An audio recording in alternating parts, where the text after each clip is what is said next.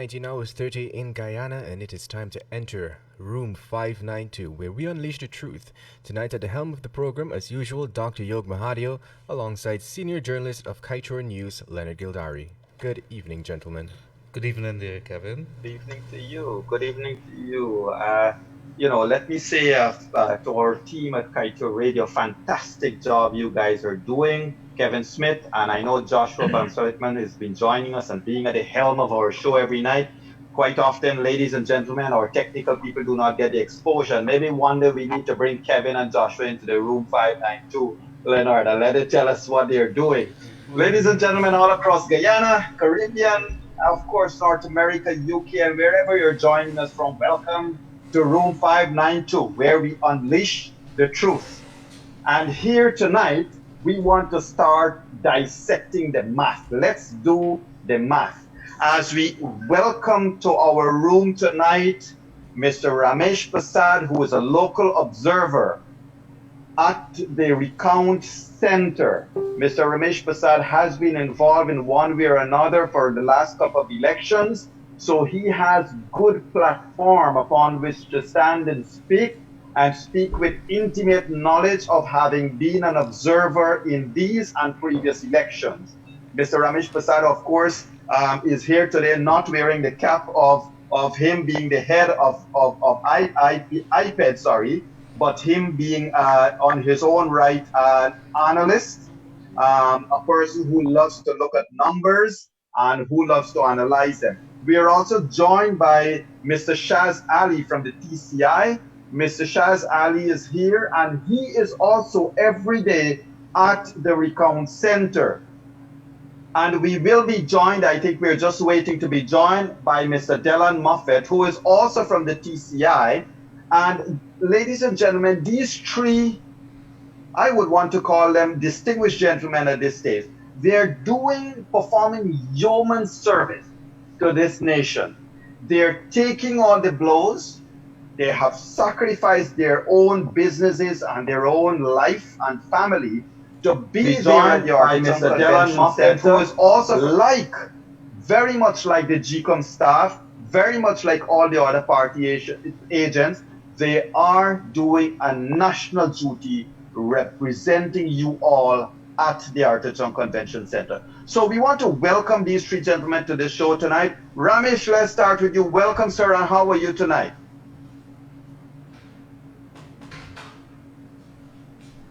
Well, thank you very much, Yog, and good night to all. I'm very good tonight, and I'm happy to be on your program, and looking forward as much as possible to dissect these numbers, as you say. Great. And Shaz, welcome to room 592. This is your second time in the hot seat here as we unleash the truth. I must say, Shaz, thank you. You have been updating the world via your own Facebook, social media, and other methods of what's happening at the Recount Center. And it is a pleasure to have you here, Shaz. Yes, thank you. It's good to be here again and happy to share whatever information I have. Great. And Kev, I think Delon is there waiting to be let in. As we let him in, I want to share with our viewers and listeners that we have good news. We are streaming live on Kaitor Radio Facebook page, as we are also simultaneously streaming live on YouTube. You could search for the Kaitor Radio YouTube channel, and you can pass the word around, because many people have called us to say, please stream on YouTube, because they do not have a Facebook account. So please pass the word to your family and friends. And all those who are on air across the country, we welcome you as well to the program. As I say, a special welcome to Delon, who is here. Delon, good to see you here. First time in room 592, sir. How are you? While we're getting Delon connected via audio, let's get on with our discussions tonight. Ladies and gentlemen, the numbers that are being released is of extreme importance. Here are a couple of scenarios I want us to remember while I'm going to ask Ramesh to lead off. Here are a couple of scenarios. We have a certain amount of votes that were cast at these last general elections. which everybody would have seen the SOPs and all of those information that would have come out of the first stage. Also, we would have seen other numbers. We would have seen, for example, the infamous Mingo declaration that was proven to be worthy of a garbage bin only, not worthy for anything else. Those numbers has been shown over and over again to be fraudulent, a fiction of somebody's imagination. So those numbers are there. For the last 2 weeks, however, ladies and gentlemen, we have seen and heard various officials involved with the elections from various parties bring out these huge numbers, talking about anomalies, talking about dead persons voting, talking about missing poll books, talking about all kinds of things. And we have started to wonder, how do these numbers relate in the final tally?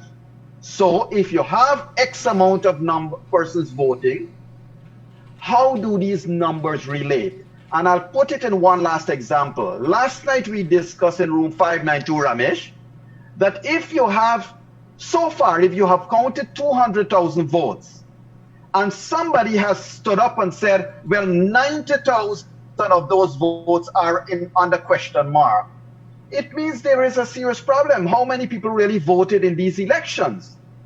So there are obvious questions for which we and our viewers and listeners are searching for answers. Ladies and gentlemen, tonight, Mr. Shaz Ali, Mr. Delon Moffett, and of course, Mr. Ramesh Persaud will walk us through the numbers. I would want Ramesh to give us an analysis of how these numbers relate to past elections and how they may relate to a possible potential declaration. Shaz and Delon are going to give us their experience of within the Artichoke Convention Center. And Shaz, if you could also educate us how you are seeing the numbers unfold, comparing SORs to SOPs, because we know as of today, more than region 1 and 2 are now completed. So we would want you to take us through that process along with Delon. Ramesh, you take the first shot, sir. Tell us whether you are phased in any way are the numbers that are being thrown at you. All right, thank you very much, Yog. Well, from the news, we've been hearing quite a bit of numbers and reading quite a bit of numbers being thrown at us at various stages by various individuals. My observations of being on the ground and being there is that the process that GCOM is currently undertaking, first I would like to say that the process that is currently undertaken by GCOM, which is the recount, is proving that the election day was a well-run day. Good? And that we've seen the certifications coming out for Region 1, Region 2, and I believe it's Region 5, and the numbers are not much different. The GCOM staff that is doing the recount, very diligent in the process, very tolerant of everybody's questions and remarks, very patient, and they're very circumspect in how they answer and to get the queries dealt with. So it is my view that the recount is going to produce credible results at this stage, and that the election day itself is being confirmed as being credibly executed. All right. The numbers that are being thrown out in terms of the anomalies are not the kinds of anomalies that we have extracted from the observation report. Take, for example, we've extracted from observation report from Region 1, Region 2, and Region 5. And bear in mind, these are the exact same observation reports that everybody gets. We try to accumulate all of them.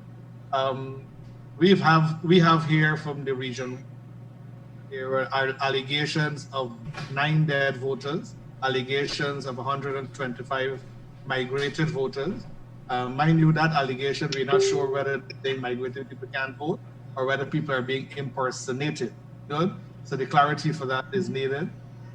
Again, all of these are allegations. The boxes that I have personally observed, no evidence of these numbers were presented. I have here for Region 5, for example, no allegation of dead voters, some allegation of about 208 for persons who might have migrated. Now, when you put all of these numbers together, they don't surpass 0.05% of the total, which is a very It doesn't even meet a percentage of the total. And bear in mind, much of this is query. One of the other anomalies that are being raised is the issue of voting without an ID and not having vote of identity.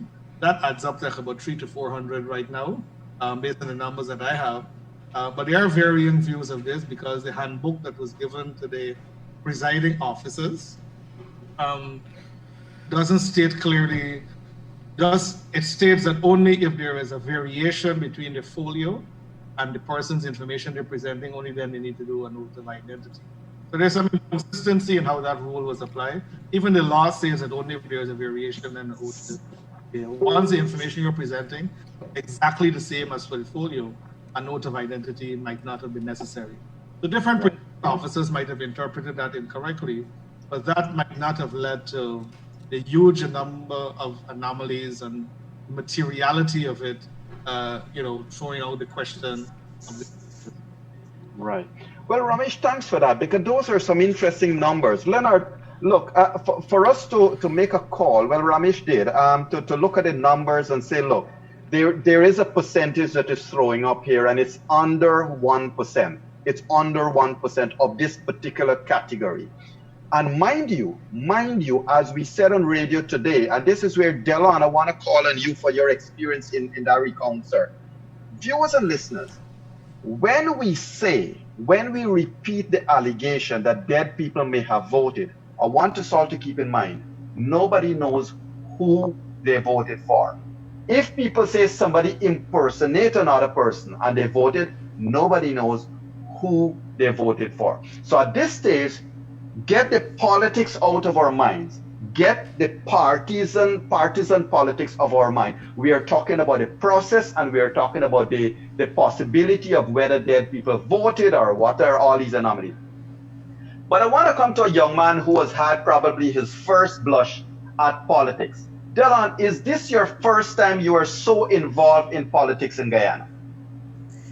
Good night. Thanks for having me. And yes, I could confirm that this is the first time I have been this involved. Normally, I would just cast my vote and wait for the results. I have never been actively involved in the process like this before. And give us your own synopsis. What are your thoughts about this process from March 2nd to now, sir? Well, what I could say is that initially, through ignorance, I thought that the process was very straightforward. You just go, you cast your ballot, then the ballots are counted, and we just wait for the tabulation of the statements of polls. Now that we are in the recount, I am seeing how many checks and balances the process actually have. Because before, when I would hear people say that, oh, the election was rigged, I thought that it was a simple process that you could just turn up and rig the elections. But now that I see that there is actually a process, and the process is thorough, it is it's eye-opening for me, actually. Mm-hmm. So Delon, you have come in, not only is your first time in so deep into politics in Guyana, but also with a brand new party, which means you are part of a team that represented yourselves as not just new parties, but new ideas, new approach, and so forth and so on. In your estimation so far, how would you classify the act of Mr. Mingo? Well, I'd say it's very shocking. Prior to this election, I didn't know that the returning officer was ultimately responsible for the numbers from whatever region they are that comes under their purview. So I think that the whole incident was very shocking to me. And I thought that should a situation like this ever occur, then we would have a clear-cut approach as to how we deal with it and how we move forward from it. Because my fear, honestly, is that this could repeat itself. Mhm. Correct. Correct. Shaz, were these elections rigged by any of the political parties? Yes, it was so transparent that anybody could tell, even the own supporters of the coalition would tell you that the election was rigged. It's plain and straight electoral fraud. It happened right in front of the eyes of all the observers, all the party agents, the media, everybody. And just so that we get the records right, rigged by whom and for whom? I was about to ask that same question, Yoga. What It evidence was did? rigged by Claymont Mingo, who's a returning officer, and company, whoever is the Okay. people behind it that made him do it Mhm. for the AP and UAFC. Shaz, let me ask a Shaz, question, if go I ahead. could, Yog. What's the connection between Mingo and the coalition? What evidence do you have of that? Um, there's no actual evidence there's a connection, but what I'm saying, what I could say is that if the numbers that Mingo inflated is in favor of the coalition, then that's the evidence right there that someone is involved from the coalition with Mingo. I mean, I have some names on mine, but I don't want to call them because I don't have evidence to link these people. But I have names. Correct. I want to put Well, the you same do well not to question, comment. maybe if I could ask Mr. Ramesh Persaud as an observer. Do you buy that argument by Shaz? Well, I don't think it's unknown to anybody that there were electoral fraud that occur in the declaration of the results. That is clear. Who was involved is yet to be determined. We know the returning officer and his people names are being called, but at the end of the day, who is the beneficiary? That is need to point to, and there is only one beneficiary to what took place at the Ashman's building and the attempt to manipulate numbers that may not have been reflection of the statement of whole, as is being reflected now from the recounts, right? So that to be articulated in its fullest, but it is clear that fraud took place. You know, my understanding that fraud is a deliberate deception and manipulation. There are three conditions that I learned that must exist for a fraud to occur.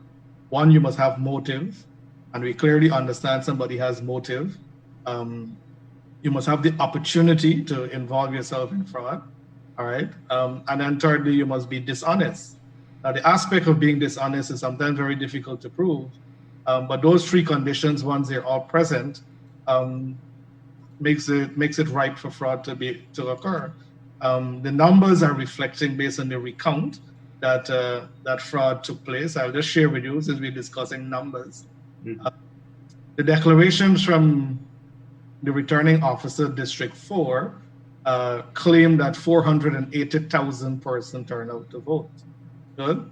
That is out of an OLE of 661,000. That's a voter turnout of 73%. Good. The SOPs that were published by one political party says that the voter turnout is 456,000. Good. Out of 661, which gives you a 69% voter turnout.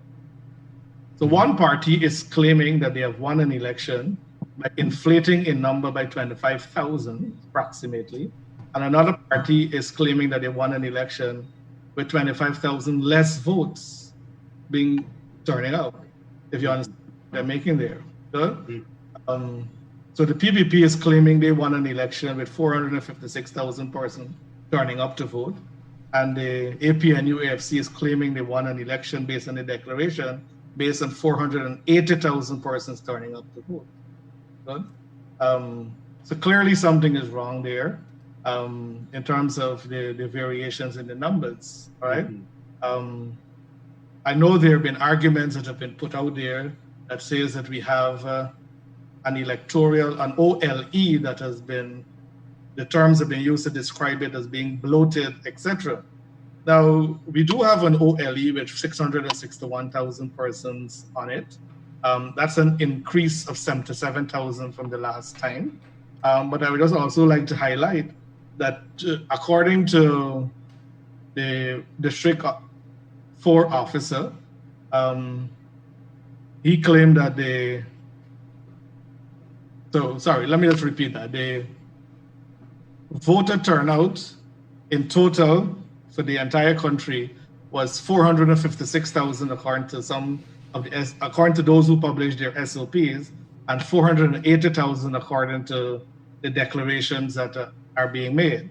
Now, the OLE increased by 77,000, but we also would like to highlight that 205,000 persons did not vote. Okay, the voter turnout this time around is less than the percentage the last time around.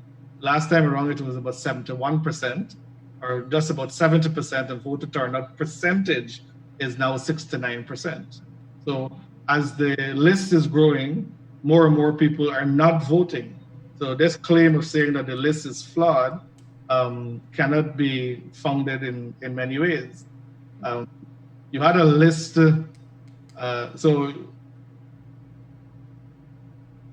the lists that the declarations that have been published, all right, by the PPP and the SOPs given to them by GCOM says that 205,000 persons did not vote.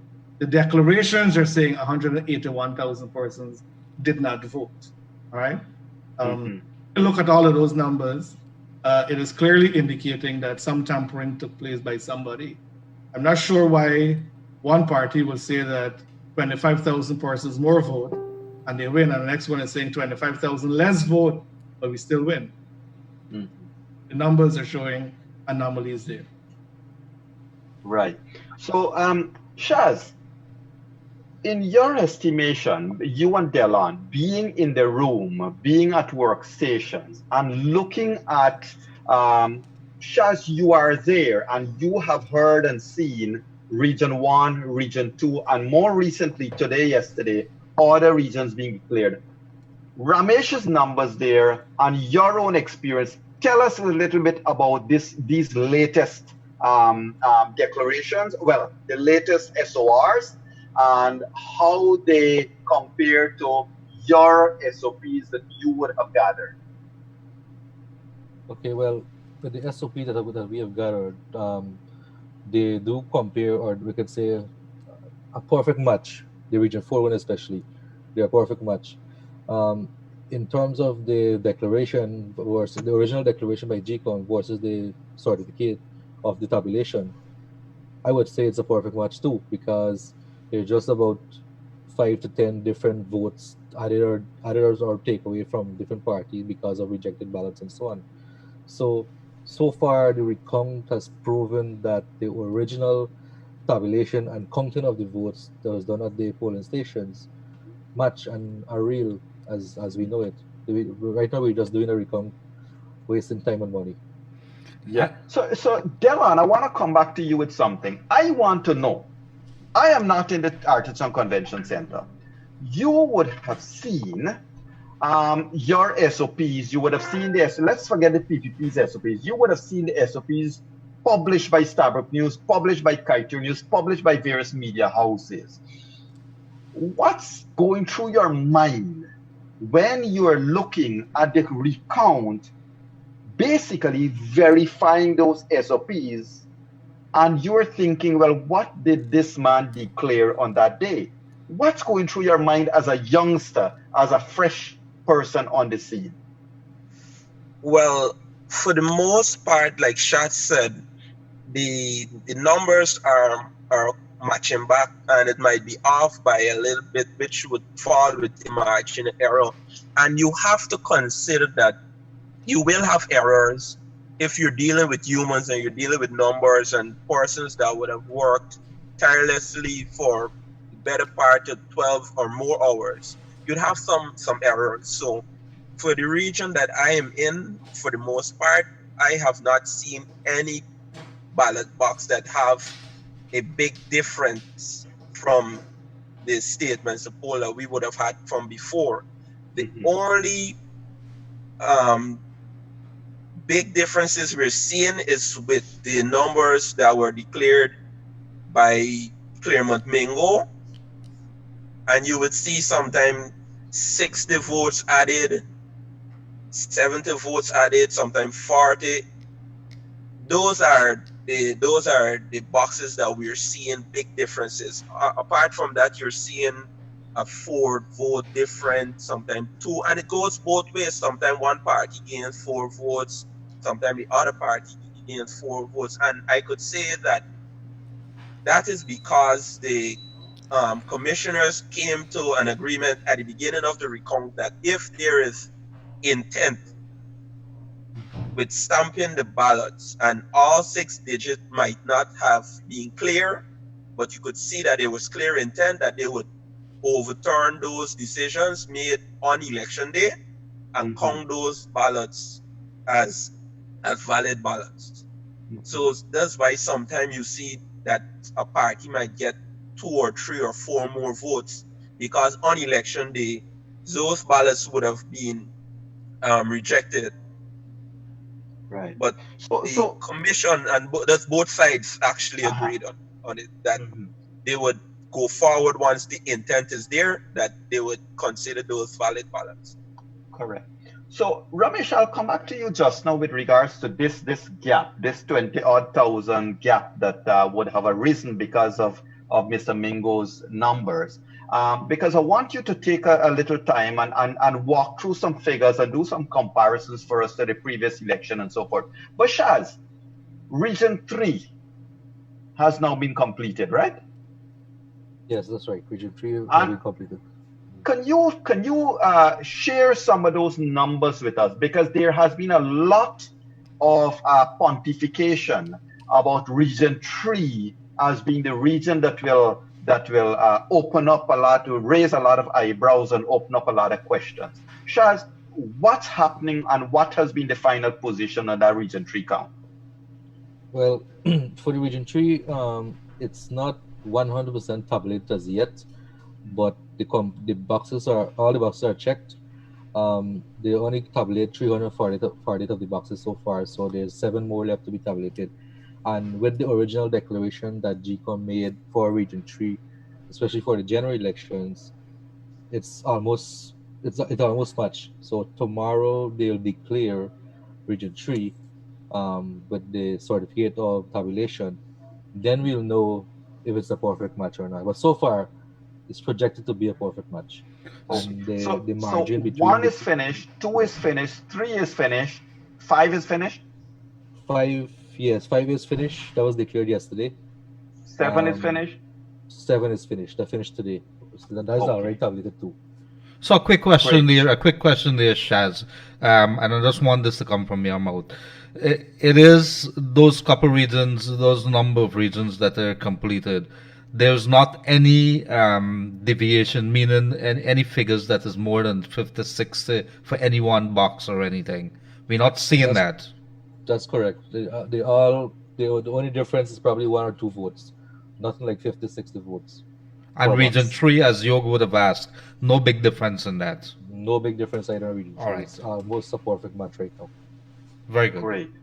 So what is clear, and Ramesh, I want to come right back to you. What is clear is that all the numbers, the variations, as Shaz and Delon mentioned, would have, at the most part, 95% of them would have been single digits. A plus here, a minus there, single digits. I think in one case, I saw that 1 of them or 2 of them went up to 2 digits, but nothing more than that. And it comes back to your percentiles that you have been expressing, Ramesh.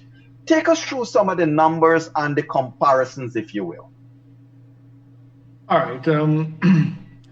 So I'm not sure how far back you want to go. I have data from since 1961. All right. We want to burden our listeners to that. The last time an OLE was done from a house-to-house basis started in 2008 and probably completed in 2009 with several rounds of continuous registration cycle. Good. The first election that was held under that new list, all right, that was completed, was held in 2011. Good. Now, that list would have registered an OLE of 475,000 persons. Now, one could assume that that list has been built up over a 2-year period in 2011, and because of its newness, you would have had a voter turnout of about 73%.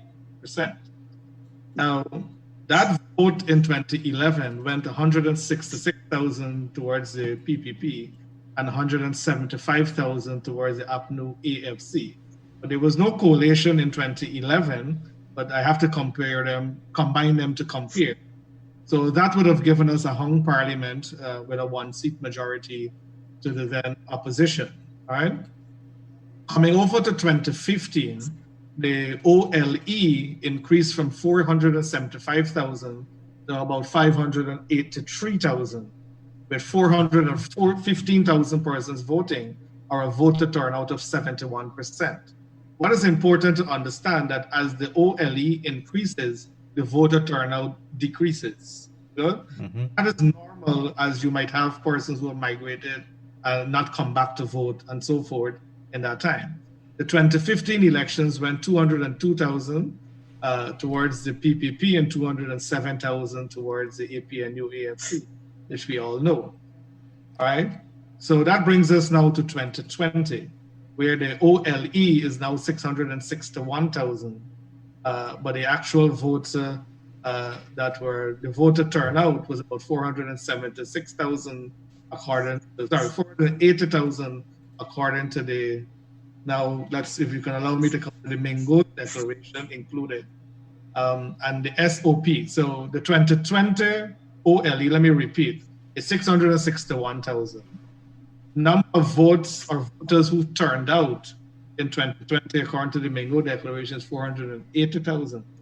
According to the SOPs published by the political parties and others who might have had publicly, say that the voter turnout was 456,000 persons out of that. So you have there 69% voter turnout as compared to Mingo's 73% voter turnout. Right? Well, I don't, so on the Mingo's declaration, you have 229,000 going towards the PPP, 237,000 going towards the APNU AFC. And on the SOPs that were published and declared by one party, they're stating that the PPP has 232 and the APNU AFC has 215,000. So if I can just repeat there, the PPP is claiming that they have won the election with 25,000 votes less cast. The APNU AFC is claiming they have won the election based on the Mingo's declaration based on an additional 25,000 votes cast. Now that is yet to be proven, and the recount will prove what happens to that 25,000 vote. Now, so far, the boxes that have been counted on the East Bank reveal in excess of 4,000 of those unaccounted votes, all right? Close to 5,000 of those, just to give the comparison. Good? When you would say unaccounted, I would have probably shared with you the charts, but maybe we can do that. Leonard, you were saying? Yes, I just wanted the unaccounted on the East Bank. I really missed that. I didn't get that part. So we're saying that the boxes that were counted on the East Bank, right, when they compare the SORs and the SOPs and the declarations that were recorded. Now, mind you, strangely, when you look at the election declarations and the district declarations in the past, they're all supported by a spreadsheet of every ballot box and the numbers and so forth. None of the existing declarations on the GCOM website is supported by calculations that's supported. Now, a declaration is not made by plucking numbers out of the air. It is made by adding up a series of numbers. The declarations that have been made that is on the GCOM website currently, I can't seem to find the spreadsheets that make up those numbers. So comparisons were made to those numbers, SORs, SOPs, and recorded declarations that were being announced on the 13th of March, I believe it was, to those declarations. So far, about 89 or 90 of them, we have information that indicate that has been conforming to the SOPs, but have variances to the declaration. At the point, that was me. Okay, great. But Ramesh, I want just quickly between you and Shaz and Delon, any one of you can take it. Here is one of the questions in everybody's mind. in all of this argument, with all of the numbers being thrown at the population, we seem to be missing something. In the 2015 elections, there was a small margin, as you rightly mentioned, a small margin of approximately a little over 5,000 votes. Now, it was 4,545. Good. 5,000, thank you. 5,500. Leonard, 5,545 votes made the difference between APNO AFC and the PPPC in the 2015 elections. Now, APNO AFC has represented to this country over the last 80 days that its performance was perfect. Its performance was par excellence, and therefore it found it hard to believe that it could have lost the elections, which was won on a slim margin. Shaz and Delon, APNO AFC has also presented a picture that there is no aspect of crossover votes in Guyana, where people of races vote for small parties and vote for PPP and vote for APNO and so forth. And Ramesh, those 5,500 net figures, Ramesh, net, the 5,500 numbers net. It's 4,500, not 5,000. Sorry, 4,500 net would have represented a greater growth in terms of looking across the country. Now, I want you to paint the picture of how we have moved then from a slim margin of 4,500 last time to now. Let us go to the Mingos figure, because the Mingos figure gave the PNC that exact margin, didn't it? It was 7,000 and something margin. 7,000 something. So it seems that that at one stage in whoever was doing the magic behind Mingo, their aim was to keep the similar type of margins. However, Shaz, Delon, and Ramesh, you guys observing the process there are seeing a very, very different swing.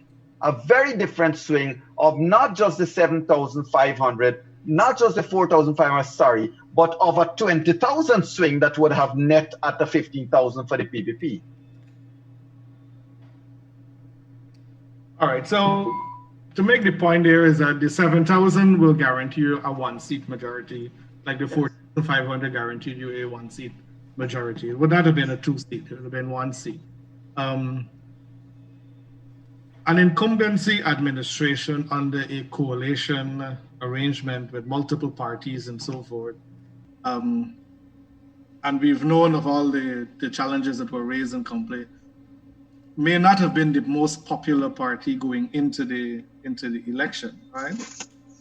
Guyana's politics, some people may not want to admit it, doesn't like to acknowledge that we would have gone to some level of maturity sometime between 2006 to 2011, whereby swing voters were moving away from both parties. In 2006, when the AFC got started, approximately 28,000 persons voted for the AFC in 2011, 35,000 persons voted for the AFC.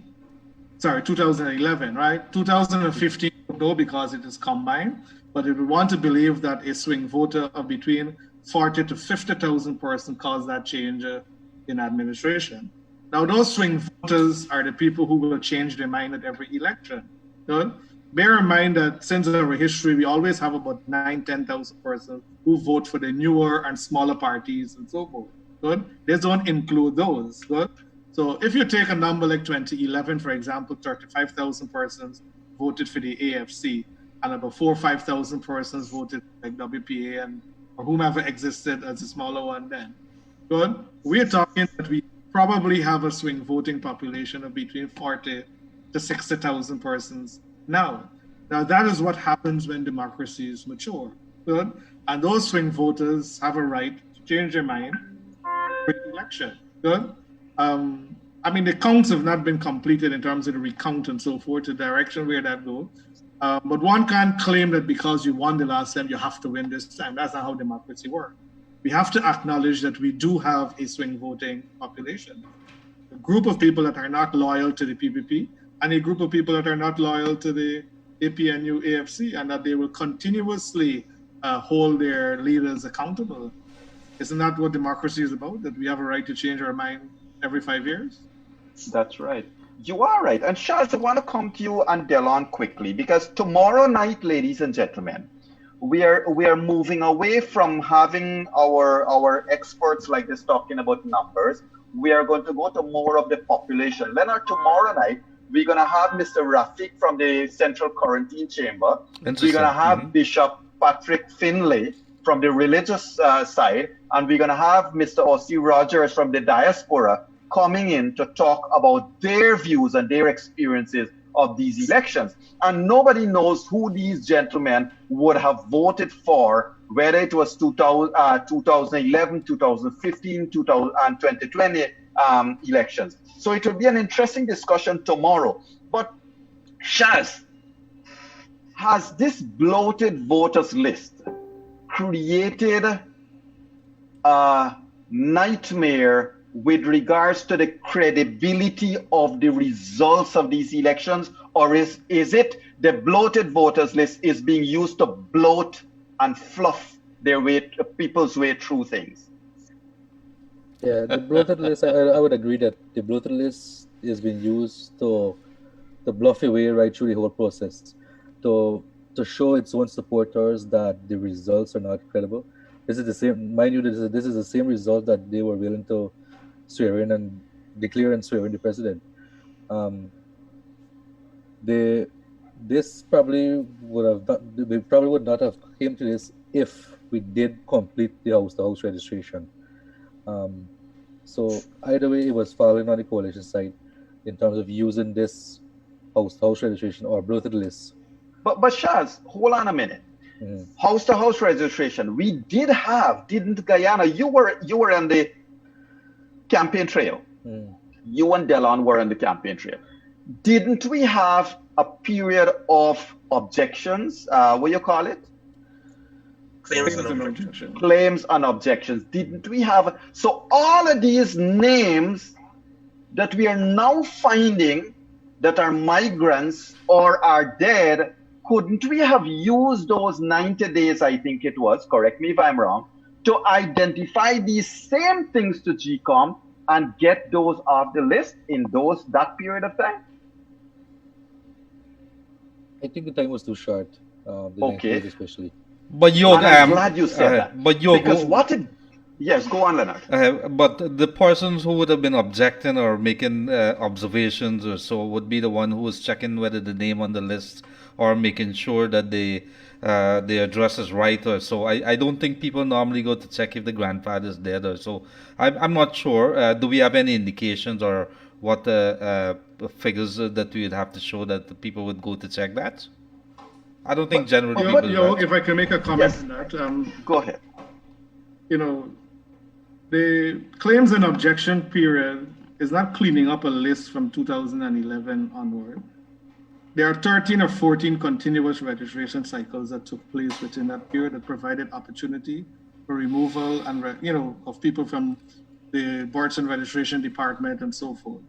Every election that was held, 2011 had claims and objection, 2015 had claims and objection. 2 local government elections between 2015 to 2020 had claims and objections.